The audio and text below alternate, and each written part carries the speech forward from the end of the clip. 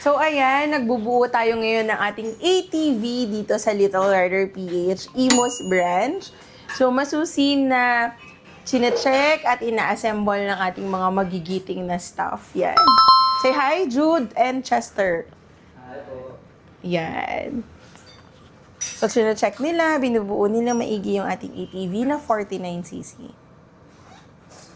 Siyempre, ganyan tayo sa Little Rider PH. Dapat maayos, pulido ang mga gawa.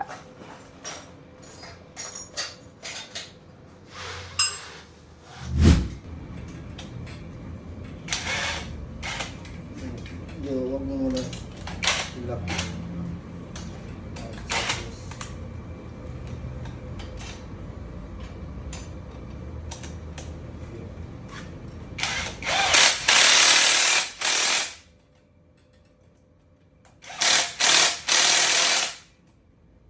Yan, kung sa mga nagtatanong po kung gaano sila ka-expert, kita nyo naman.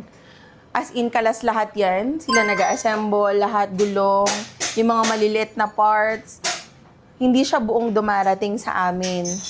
Kalas-kalas siya, tapos i-assemble dito. Maski yung mga mags, yung mga parts na yan, ilaw, lahat. Isa-isa yung kinakabit. Hindi siya dumarating sa atin ng buo na. So, ganun siya ka-sinsin buuin.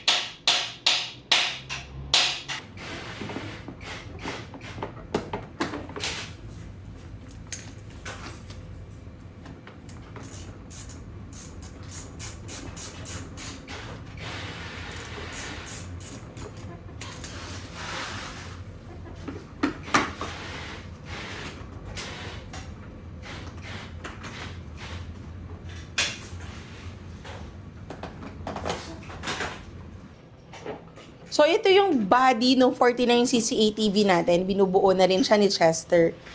So, ayan. Para pagkatapos niyan, ilalagay na lang din nila dun sa 49cc natin.